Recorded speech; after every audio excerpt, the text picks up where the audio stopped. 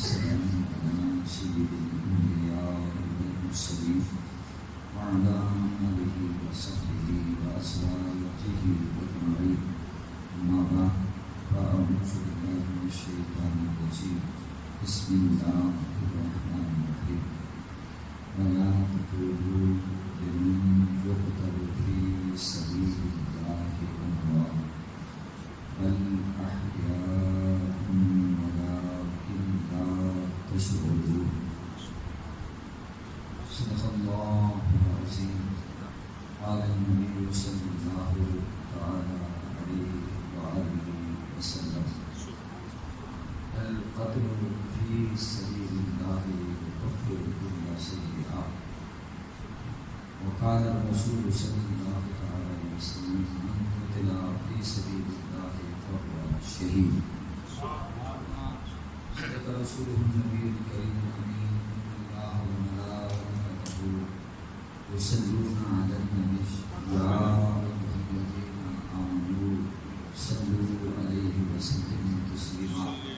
اللهم صل على سيدنا مولانا محمد عبدك وحبيبك ونبيك ورسولك النبي الأمي. الصلاة والسلام عليك يا رسول الله. السلام عليك يا نبي الله. السلام عليك يا رسول الله. الحمدللہ اللہ کریم کی توفیق سے ہم سب جمعۃ المبارک کی برکتیں بھی حاصل کر رہے ہیں اور خصوصاً ذکر امام عالی مقام کرنے کی بھی سعادت حاصل کر رہے ہیں. آج کی گفتگو کا موضوع ہے امام حسین رضی اللہ تعالی عنہ اور آپ کے گھرانے کی اور آبان و انصار کی شہادت کا ذکر. محترم حاضرین، اللہ پاک نے ارشاد فرمایا: جو اللہ کے راستے میں قتل کر دیے جائیں، شہید کر دیے جائیں، انہیں مردہ گمان نہ کرو، انہیں مردہ نہ کرو، بلکہ وہ زندہ ہیں اور تم شعور نہیں رکھتے، بلکہ وہ تو عارضی زندگی دے کر دائمی زندگی حاصل کر چکے. سبحان اللہ. اس زندگی میں دکھ بھی ہیں، سکھ بھی ہیں، لیکن اب جو انہیں زندگی ملی ہے اس میں راحتیں ہیں، اس میں انعامات ہیں. سبحان اللہ. سبحان اللہ. سبحان اللہ. دوستو، غزوہ احد کے موقع پر صحابہ کرام شہید ہوئے تو لوگوں نے کہا: دیکھیے یہ لوگ ٹھیک ٹھاک زندگی گزار رہے تھے، نبی کے کہنے پر میدان میں چلے آئے اور اپنی زندگیاں انہوں نے گنوا دی، ختم ہو گئے، مر گئے. اللہ پاک کو یہ گوارا نہ ہوا کہ جو ہماری راہ میں جان دے اور اسے کوئی مردہ کہے. اللہ نے فوراً آیت اتاری اور فرمایا: وَلَا تَقُولُوا لِمَن يُقْتَلُ فِي سَبِيلِ اللَّهِ أَمْوَاتٌ. جو اللہ کی راہ میں شہید کر دیے جائیں انہیں مردہ نہ کرو، بل احیاء، بلکہ وہ زندہ ہیں اور تم ان کی زندگی کا ادراک نہیں کرتے. سورہ آل عمران کی اس آیت میں اللہ پاک نے زبانوں پر کفر لگانے، تالے لگانے کا حکم دیا ہے، زبان کو کنٹرول میں رکھنے کا حکم دیا ہے. کہ جو اللہ کی راہ میں قتل کیے جائیں انہیں مردہ نہ کہنا. اللہ نے پابندی عائد کر دی. اور سورہ آل عمران کے اندر فرمایا لا تحسبن الذین قتلوا فی سبیل اللہ امواتا بل احیاء عند ربهم یرزقون. کہ جو اللہ کی راہ میں قتل کیے جائے، شہید کر دیے جائے، جو شہادت کے جام پلا دیے جائیں، انہیں مردہ گمان بھی نہ کرنا. قول کا تعلق زبان سے ہے اور گمان کا تعلق، خیال کا تعلق دل سے ہے. فرمایا دل میں بھی خیال نہ لانا کہ وہ مردہ ہے، بلکہ وہ زندہ ہے اور اپنے رب کے پاس رزق ہے. شہادت بہت بڑا مقام ہے. شہادت کیا ہے؟ دو لفظوں میں بیان کر رہا ہوں. عظیم مقصد کے لیے، الہ کلمت اللہ کے لیے، الہ کلمت الحق کے لیے جان دینا یہ شہادت ہے. اور گھٹیا منصب کے لیے جان دینا ہلاکت. شہید کو شہید کیوں کہتے ہیں؟ شہید کا معنی ہے مددگار، شہید کا معنی ہے گواہ، شہید کا معنی ہے حاصل ہونا، شہید کا معنی ہے پالے. تو شہادت کے معنی کیا ہوئے؟ گواہی، حاضر و ناظر ہونا، مدد کرنا اور پالے. چونکہ شہید اپنی جان کا نذرانہ پیش کر اپنی گردن کٹوا کے، اپنا سر کٹوا کے، اپنے بازو کٹوا کے، جان کے ٹکڑے ٹکڑے کروا کے اس بات کی گواہی دیتا ہے کہ اللہ حق ہے، دین حق ہے، نبی حق ہے اور قرآن پر حق ہے. اگر یہ چیزیں حق نہ ہوتی تو میں اپنی پیاری جان بھی قربان نہ کرتا. تو میرا جان دینا اس بات کی گواہی ہے، میری جان قربان کرنا اس بات کی گواہی ہے کہ میرا رب بھی سچا، میرا رسول بھی سچا اور قرآن بھی سچا. جس دین کی سربلندی کے لیے میں نے جان دی ہے وہ بھی سچا. تو گویا کہ خون بہا کر، گردن کٹا کر وہ گواہی دیتا ہے کہ اللہ برحق ہے، اس نے جو دین بھیجا ہے وہ دین بھی برحق ہے، جو رسول بھیجا ہے وہ رسول بھی برحق ہے، جو کلمہ میں نے پڑھا ہے وہ کلمہ بھی سچا ہے. اس لیے اس کو شہید کہتے ہیں. اور شہید کے معنی مددگار کے بھی آتے ہیں، ناصر کے بھی آتے ہیں، حامی کے بھی آتے ہیں. گویا کہ شہید جان دے کر دین کی مدد کرتا ہے، مسلمانوں کی مدد کرتا ہے، اسلام کی مدد کرتا ہے اور اسلام کو تقویت پہنچاتا ہے. اور کافر غور کرتے ہیں کہ دیکھیے یارو، جان ہر ایک کو پیاری ہے اور یہ جان ہتھیلیوں کے لیے پھرتی ہے. تو اس کا مطلب یہ ہے کہ یہ دین سچا ہے.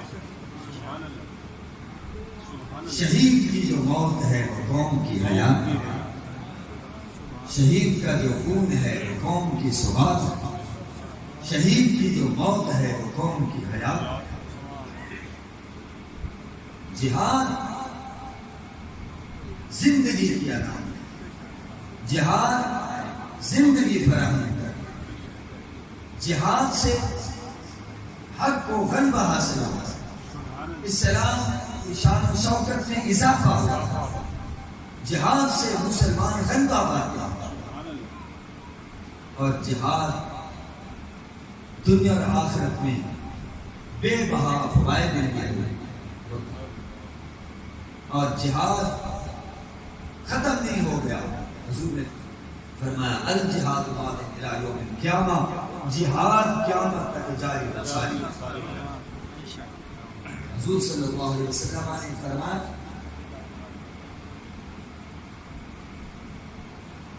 کہ من قتل فی سبیل اللہ فہو شہید، جو اللہ کی راہ میں قتل کیا جائے وہ شہید۔ سبحان اللہ۔ اور حضور نے فرمایا القتل فی سبیل اللہ یکفر کل سیئہ، اللہ کی راہ میں قتل ہونا ہر گناہ کو مٹا دے، ہر گناہ کو مٹا دے۔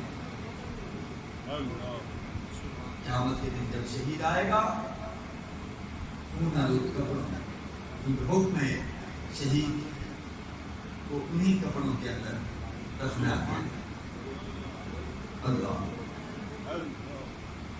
خون سے رنگین ہوگا اور خون سے خوشبو آ رہی ہے۔ حضور خود فرماتے ہیں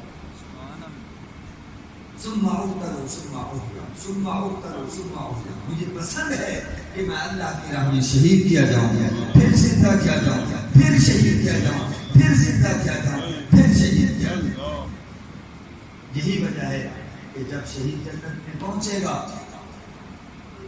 تو ہاں جی یہاں تو وَلَكُمْ فِيهَا مَا تَشْتَهِي أَنفُسُكُمْ، تمہارے جی میں جو آئے وہ موجود ہے۔ پوچھا جائے گا ہاں جی کسی اور چیز کی طرف، تو شہید کہے گا مالک تیری جنت میں بہت کچھ ہے، بہت لطف ہے، بہت مزہ ہے، لیکن جو تلواروں کے سائے میں مزہ آیا نا وہ یہاں نہیں مل رہا۔ میں چاہتا ہوں مولا مجھے واپس دنیا میں بھیجا جائے، میں کفار سے لڑوں اور ان کی تلواریں ہوں، جلغاریں ہوں، نیزوں کی بچھاڑ ہو، تیروں کی برسات ہو، اور میرے انگ انگ میں تیر پیوست ہو جائے۔ اس وقت جو مزہ آیا وہ تو جنت کی پرکیف فضاؤں میں بھی مزہ نہیں آیا۔ ظاہر ہے کہ اس وقت جب تلواریں ہوتی تھیں اور سامنے دشمن کی جلغاریں ہوتی تھیں، مولا تیرا جلوہ وہاں نظر آتا، تو اللہ تعالیٰ پھر مزید اپنی جلووں سے نوازے۔ شہادت کا بہت بڑا مقام ہے دوستو۔ دیگر لوگ حساب و کتاب کے بعد جنت میں جائیں گے، یا اللہ جسے چاہے جنت میں پہنچا دے، لیکن ادھر شہید کی روح کفن سے انصری سے پرواز کرتی ہے اور سیدھی اللہ کے حضور پہنچ جاتی ہے۔ اسی لیے فرمایا بل احیاء عند ربہم، وہ اپنے رب کے پاس زندہ ہیں اور رزق کھاتے ہیں۔ عند ربہم یرزقون۔ یہ آیت کیسے اتری، کب اتری؟ اللہ اکبر، صحابہ کرام شہید ہوئے اور وہ جنت کی پرکیف فضاؤں میں پہنچ گئے، سبز پرندوں میں، سبحان اللہ، قالب میں ان کی ارواح کو ڈال دیا گیا۔ اب ان کو آزادی ہے، جو کھائیں جو پئیں، میوے ماشاءاللہ کھائیں، کوئی پابندی نہیں ہے۔ تو اب وہ شہداء جمع ہیں اور آپس میں کہہ رہے ہیں دیکھیے کتنا یہاں لطف ہے، مزہ ہے، بہاریں ہیں، راحتیں ہیں، آرام ہے، سکون ہے۔ دنیا میں تو بے چینیاں تھیں، بے قراریاں تھیں، ادھر سے خوف، ادھر سے خطرہ، یہاں تو کوئی خطرہ نہیں ہے۔ یہ تو ہم امن کی جگہ، سکون کی جگہ، راحت کی جگہ آئے ہیں، کوئی روک ٹوک نہیں ہے، لا مقروعۃ ولا ممنوعہ، کوئی روک ٹوک نہیں ہے، یہاں تو مزے ہی مزے ہیں۔ کون ہمارے دوسروں کو خبر دے گا کہ ہم تو قید خانے سے نکل کر سبحان اللہ ہم تو راحت کے گھر پہنچ چکے ہیں، ہم تو جنت میں پہنچ چکے ہیں، وہاں تو سبحان اللہ خوشحالی خوشحالی ہے، سکون ہی سکون ہے، امن ہی امن ہے، اطمینان اطمینان ہے۔ ہم تو مزے کی زندگی، من پسند زندگی گزار رہے ہیں۔ کون بتائے گا تاکہ وہ بھی دشمنوں سے ٹکرا جائیں، تاکہ وہ بھی دشمنوں سے جہاد کریں اور وہ بھی نیکیاں کریں، وہ نمازیں باقاعدگی سے پابندی سے پڑھتے رہیں، وہ جہاد کریں اور اللہ کی راہ میں اپنی جانوں کا نذرانہ پیش کر کے وہ بھی یہاں آ جائیں، وہ بھی ہماری طرح لطف اندوز ہو سکے نعمتوں سے۔ جب اللہ نے سنا تو فرمایا اے میرے بندو، اے میرے بندو، میں تمہاری طرف سے پیغام دے، سبحان اللہ سبحان اللہ، تمہاری یہ بات میں پہنچا دیتا ہوں، سبحان اللہ۔ تو قرآن کی آیت اتری لا تحسبن الذین قتلوا فی سبیل اللہ اموات بل احیاء عند ربهم یرزقون، سبحان اللہ۔ سنو جو اللہ کے راستے میں قتل کیے جائیں انہیں مردہ گمان بھی نہ کرنا، بلکہ وہ زندہ ہیں اور اپنے رب کے پاس سے رزق کھاتے، فارحین بما آتاہم اللہ، اللہ نے جو ان کو دیا ہے اپنے فضل و کرم سے وہ بڑے خوش ہیں، سبحان اللہ سبحان اللہ۔ اور وہ تو چاہتے ہیں کہ جو ابھی نہیں ملے وہ بھی ایسے اعمال کریں اور اللہ کی راہ میں قربان ہو کر ہمارے ساتھ آئیں۔ تو یہ ہے شہادت کا مقام، کوئی معمولی نہیں۔ تو سیدنا امام حسین رضی اللہ تعالیٰ عنہ میدان کرب و بلا میں مظلوماً شہید ہوئے۔ آپ ہتھیار لے کر نہیں آئے، جو جنگ کے لیے آتا ہے وہ اپنے بچوں کو ساتھ نہیں لے کر آتا، چھوٹے چھوٹے بچوں کو۔ علی حضرت کی کتنی عمر ہے رضی اللہ تعالیٰ، حضرت سکینہ جنہیں سکینہ کہا جاتا ہے، ان کی کتنی عمر ہے؟ چھوٹے چھوٹے بچے ہیں بیٹھا تھا کہ گھرانے کی۔ حضرت علی اکبر کی اٹھتی جوانی ہے، 18 سال کی عمر ہے، شبیہ مصطفیٰ ہے، عکس مصطفیٰ ہے، سبحان اللہ، جمال مصطفیٰ کا مظہر ہے، سبحان اللہ۔ صحابہ کرام کو جب حضور کی یاد آتی وہ چاہتے کہ ہم حضور صلی اللہ علیہ وسلم کا جلوہ دیکھیں، تو وہ سیدنا امام حسین رضی اللہ تعالی عنہ کا شانہ پر حاضری دیکھی، در اقدس پر حاضر ہو۔ کیسے آنا ہوا؟ دل نے چاہے علی اکبر کو دیکھ لیں اور اپنے دل کی پیاس بجھا۔ سبحان اللہ۔ کیسا وہ شہزادہ تھا، دین کی خاطر قربان ہو۔ آج کا نوجوان اذان سن کر مسجد میں نہیں آتا، آج کا نوجوان گندی محفلوں میں تو نظر آئے گا، اللہ ماشاء اللہ کتنے نوجوان ہیں جو یہ سوچتے ہوں زندگی کا کوئی بھروسہ نہیں ہے، تو میں اپنے آپ کو بدل لوں اور سبحان اللہ میں بھی قیامت کے دن حضرت اکبر رضی اللہ تعالی عنہ کے ساتھ اٹھایا۔ جب ان جیسا کردار ہوگا تو یقیناً انہیں کے ساتھ اٹھائے گئے۔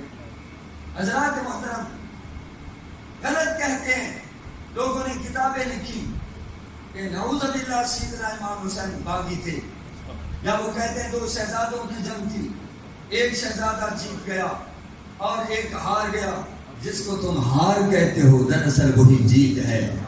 امام حسین جیت گئے، اس کی علامت کیا ہے کہ 1400 سال سے زیادہ عرصہ گزر چکا ہے، آج بھی ان کی شہادت کو سلام، آج بھی ان کے کردار کو سلام، آج بھی ان کی جناب العمل کو سلام پیش کیا جا رہا ہے۔ ان کی یاد میں جناب والا محفلیں سجتی ہیں، ان کی یاد میں جناب والا سبیلیں لگتی ہیں۔ کل آپ نے دیکھا جگہ جگہ ماشاءاللہ دودھ کی سبیلیں ہیں، محافل برپا ہیں، اور ان کی عظیم قربانیوں کو شرق سے لے کر غرب تک سلامی عقیدت پیش کیا جا رہا ہے۔ یزید پہ لعنت برس رہی ہے۔ آج گھر گھر میں آپ کو حسین نام کے لوگ ملیں گے، جو بھی جناب والا بچہ پیدا ہوتا ہے کیا نام رکھا جاتا ہے؟ اگر آپ جناب والا تجزیہ کریں، سروے کریں کہ کتنے حسین نام کے ہیں، آپ کو تقریباً گھر گھر محمد حسین ملے گا۔ حسین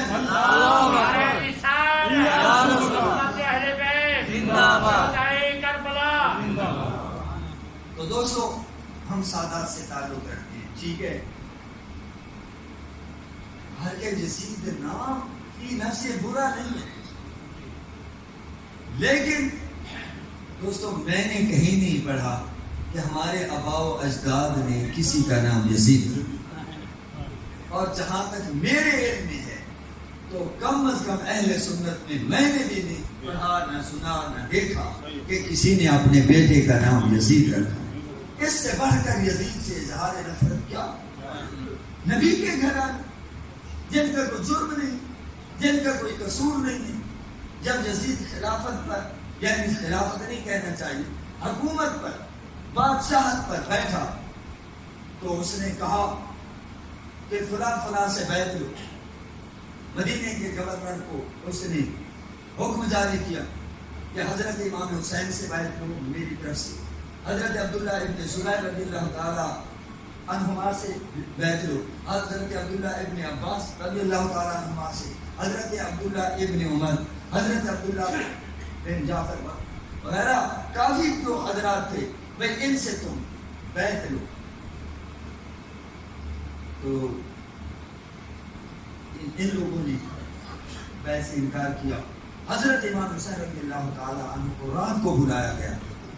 آپ سوچنے پر مجبور ہو گئے کہ رات کی تاریکی میں مجھے کیوں بلایا گیا؟ آپ نے نور فراست سے جان گئے، لگتا ہے امیر معاویہ فوت ہو گئے ہیں اور ان کا بیٹا تخت نشین ہو گیا ہے، بیعت کے لیے مجھے بلایا گیا۔ آپ وہاں پہنچے تو وہ خدشہ جو تھا وہ صحیح نکلا۔ تو ولید بن عقبہ کہتا ہے میرے پاس آرڈر آیا ہے، امیر معاویہ وصال کر گئے۔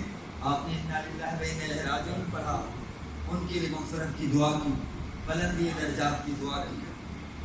تو یزید کا حکم آیا ہے کہ بیعت لو۔ آپ نے فرمایا افسوس وہ حسین جو نبی کا نواسہ ہو، وہ حسین جو علی شیر خدا کا بیٹا، وہ حسین جو فاطمہ کی گود کا بالا ہو، وہ حسین کہ جس نے نبی کے ہاتھ میں ہاتھ دیا ہو اور وہ چھپ کر بیعت کرے، رات کی تاریکی میں بیعت کرے، یہ حسین سے توقع نہیں کی جا سکتی۔ بنا مجھ سے بیعت لینی تھی تو دن دہاڑے لی ہوتی، دن کے اجالے میں۔ میں علی کا بیٹا ہوں، نبی کا نواسہ ہوں، فاطمہ الزہرا کا میں نے دودھ پیا ہے، میری نبی کے گھرانے میں تربیت ہوئی ہے، مجھ سے چھپ کر بیعت لی جا رہی ہے، کیوں؟ اس نے سمجھا یہ فرمان ہے، اس وقت موقع نہیں ہے، دن کو دیکھا جائے۔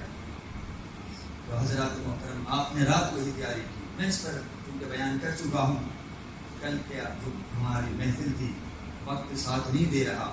تو دوستو سیدنا امام حسین رضی اللہ تعالی عنہ راتوں رات ہی تیاری کرتے ہیں، نانا کے روضہ پر حاضر ہوتے ہیں اور اپنی اماں فاطمہ الزہرا کی تربت انور پر حاضر ہوتے ہیں اور آخری سلام پیش کر کے مکے کا رخ کرتے ہیں۔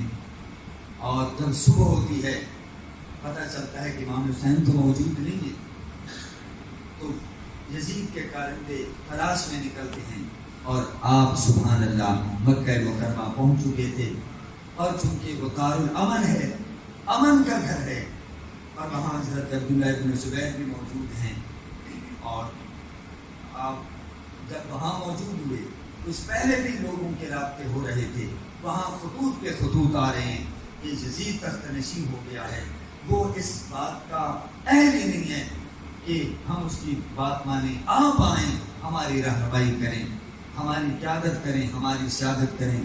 آپ نے ارادہ فرمایا جانے کا، تو حضرت عبداللہ بن زبیر، حضرت عبداللہ ابن عباس، حضرت عبداللہ ابن عمر، ان حضرات نے فرمایا کہ اے امام، آپ جانتے ہیں یہ کوفی لاجوفی ہیں، انہوں نے آپ کے والد کے ساتھ یا آپ کے بھائی کے ساتھ جو سلوک کیا وہ آپ کے سامنے ہے، آپ نے فرمایا دیکھیے میرے پاس یہ خطوط ہیں، مجھے بلایا جا رہا ہے کہ اگر آپ ہماری قیادت اور سیادت رہنمائی کے لیے کوفہ نہ آئے تو قیامت کے دن ہمارا ہاتھ ہوگا اور آپ کا دامن ہوگا.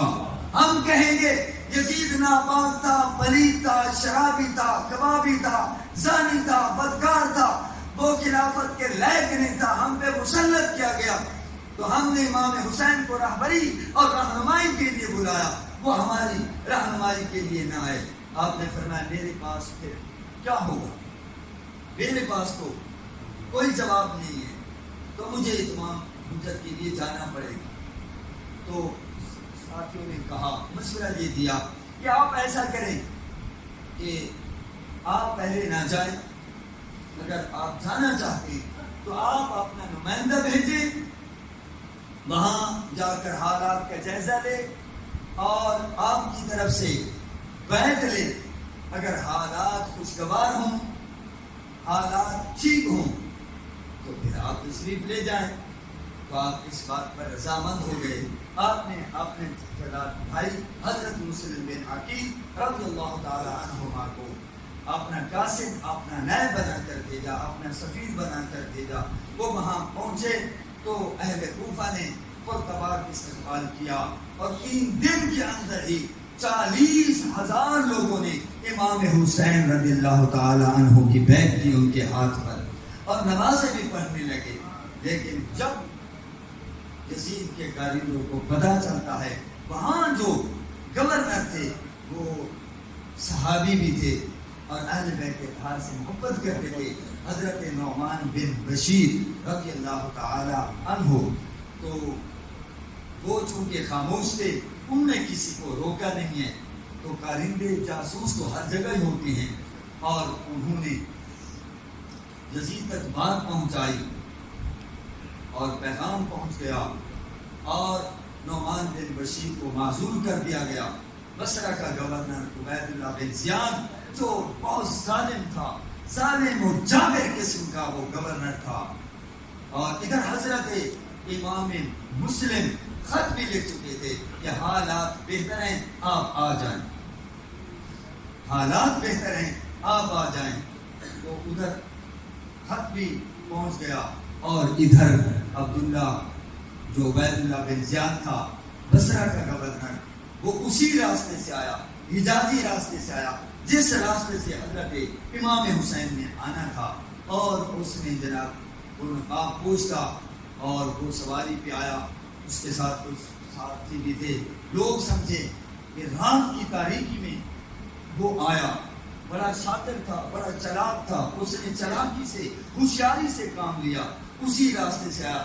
لوگ سمجھے شاید امام حسین آ گئے ہیں، استقبال کے لیے آئے. اور وہ سیدھا گورنر ہاؤس گیا اور اس نے نقاب کو ہٹایا اور تلوار لہرائی اور کہنے لگا جو مجھے جانتا ہے وہ تو جانتا ہے، جو نہیں جانتا وہ جان لے کہ میں ہی عبید اللہ بن زیاد ہوں جس کے جبر کے، ظلم کے چرچے ہیں. فوراً امام حسین کی بیعت دو، ورنہ تمہیں تہس نہس کر دیا جائے گا. 1-2 کو مرغا بھی دیا. لوگ سہم گئے، اتنے بزدل نکلے، اتنے بزدل نکلے کوفی. اگر ڈٹ جاتے، اگر اس کے آگے دیوار بن جاتے تو شاید یہ واقعہ رونما نہ ہوتا، مگر وہ بزدل نکلے. لیکن امام حسین رضی اللہ تعالی عنہ نے بھی شہید ہونا تھا. میں چلتے چلتے دوستو میں چاہوں گا کہ میں بات مکمل کر پاؤں گا. یہ میرے ساتھ بھی مسئلہ ہے اور آپ کے ساتھ بھی مسئلہ ہے، اس کے لیے بڑے ٹائم کی ضرورت ہوتی ہے. اب بتائیں 2.5 آدمی ہو تو یہ بات شروع کر دیتے.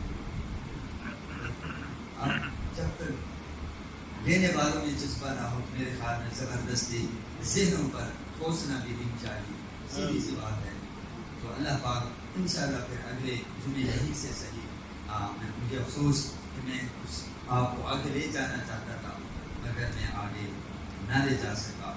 وقت کا دامن بالکل تنگ ہے، مجھے آگے بڑھنے کی اجازت نہیں دے رہا. زندگی رہی ماشاءاللہ یہ بھارت کے جمعے ہیں، ہم اس کو آگے چلائیں گے. اور میں انشاءاللہ جیسے حضرت یوسف علیہ السلام کے واقعات کو چلائے تو ہم اہم اور چیدہ واقعات جو صحیح تاریخ کے ہیں وہی میں انشاءاللہ بیان کروں گا تاکہ نئی نسل کو پتہ چلے حقائق کیا ہیں.